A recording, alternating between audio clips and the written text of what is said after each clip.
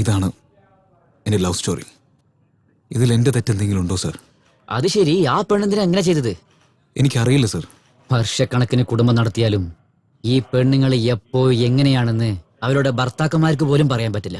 അങ്ങനെയുള്ളപ്പോ ഒരു ദിവസം ഇടപഴകി അവളെ പറ്റി നിനക്ക് എങ്ങനെ മനസ്സിലാക്കാൻ പറ്റും? നമസ്കാരം സാർ.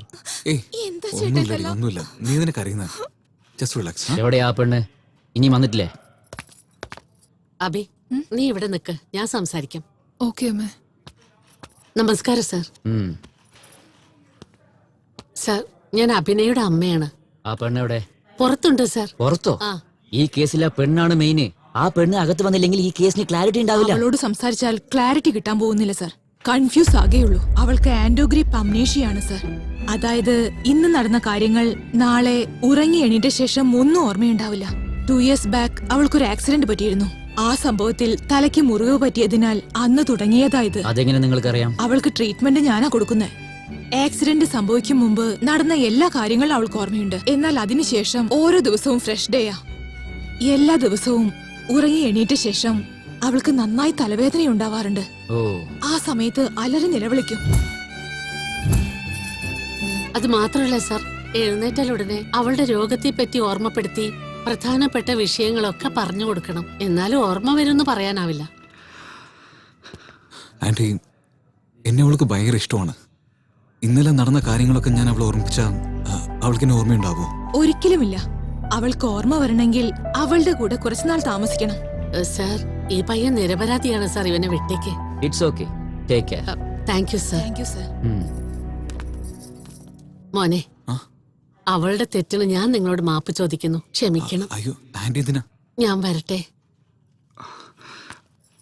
ആൻറ്റി, ഇന്നലെ സംഭവിച്ച കാര്യങ്ങളെ കുറിച്ച് അവരോട് പറഞ്ഞ് ഞാനൊന്ന് ശ്രമിച്ചു നോക്കട്ടെ ആൻറ്റി. ഇന്ന് ഓർമ്മപ്പെടുത്തും. നാളെ, മറ്റന്നാൾ, ഇനി എത്ര കാലത്തേക്കാ? കഷ്ടമാണ് മോനെ. ഞങ്ങൾക്കൊരു നല്ല ബന്ധം കിട്ടി. അവര് ഞങ്ങളുടെ വീട്ടിലേക്ക് വന്നപ്പോ ഇവൾക്ക് ഓർമ്മയില്ലാത്തത് കൊണ്ട് വഴക്കുണ്ടായി. ഇവളെ സഹിക്കാനാവില്ലെന്ന് അവർ പോയി. എല്ലാരും അവൾക്ക് വട്ടാണെന്ന് പറയുമ്പോ എനിക്ക് വിഷമമുണ്ട്. പെറ്റമ്മയായതുകൊണ്ട് സഹിക്കുന്നു. നിങ്ങൾക്ക് പറ്റില്ല. വിട്ടേക്ക്.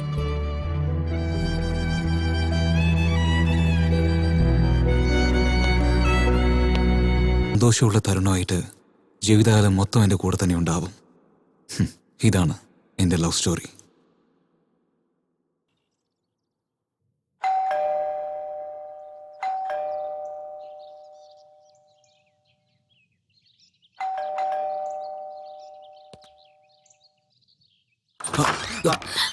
അബി, ഇത് ഞാനാ.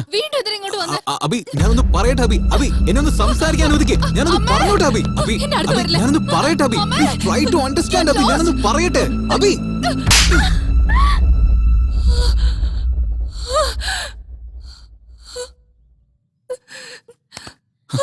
Abi, I am really sorry.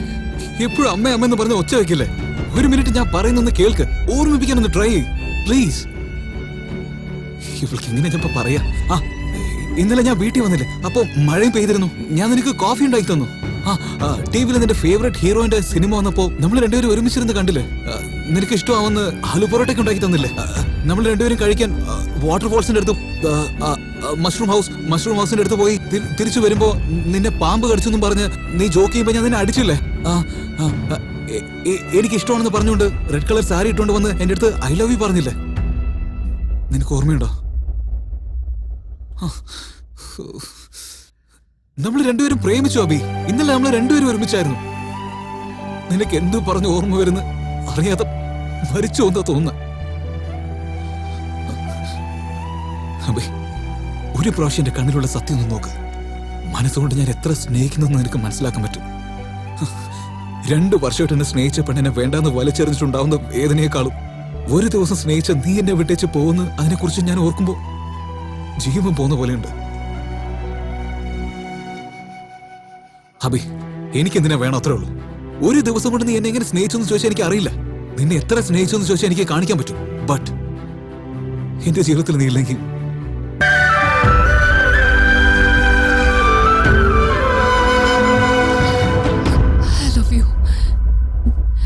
ഞാൻ ശരിക്കും ഒരു ഭ്രാന്തിയോ? എനിക്കൊന്നും ഓർമ്മയുണ്ടാവില്ല. അവിടെ വെച്ച് എന്നെ തല്ലി നീ ഓർമ്മിപ്പിച്ചുകൂടായിരുന്നില്ലേ? എന്നുവെച്ചാ നിനക്കെല്ലാം ഓർമ്മ വന്നോ? ഇല്ല. പോലീസ് സ്റ്റേഷനിൽ നിന്ന് നീ പുറപ്പെടുമ്പോ നീ എന്നെ നോക്കിയ നോട്ടം എന്തെന്നറിയാത്തൊരു തോന്നൽ. നിന്റെ കണ്ണുകൾ എന്നോട് എന്തോ പറഞ്ഞു. നീ എന്റെ അടുത്ത് വന്ന് സംസാരിച്ചപ്പോ എനിക്ക് അടുപ്പമുള്ള ഒരാളായിട്ട് തോന്നി.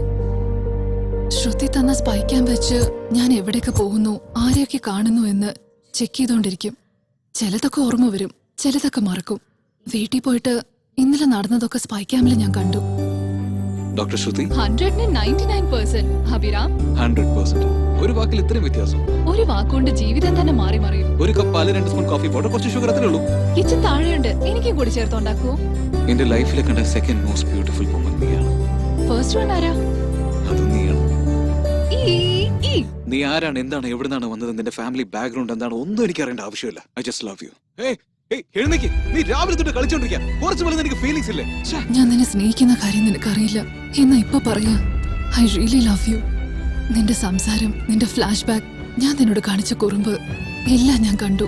എന്റെ ലൈഫിൽ ഏതൊരു കാര്യം മറന്നാലും ശരി, നിന്റെ കൂടെ ടൈം സ്പെൻഡ് ചെയ്തതൊന്നും എനിക്ക് മറക്കണ്ട. അതിനുള്ളിൽ കോളിംഗ് ബെല്ല് ഡോർ ഓപ്പൺ ചെയ്ത് നോക്കുമ്പോ എന്റെ മുമ്പിൽ നീയ. അപ്പൊ തന്നെ നിന്നെ കെട്ടിപ്പിടിച്ച് കരയണം തോന്നി. എന്നാ എപ്പോഴും എനിക്ക് ഓർമ്മയില്ലാത്ത പോലെ അഭിനയിച്ചാ നീ എന്ത് ചെയ്യുന്ന കാണണമെന്ന് തോന്നി. ഓരോ ദിവസം എന്റെ അവസ്ഥ ഇത് തന്നെയാ. ബട്ട് നീ അടിച്ചാണെങ്കിൽ എന്നെ ഓർമ്മിപ്പിക്കാന്ന് എനിക്കിപ്പോ മനസ്സിലായി. അടിക്കില്ല.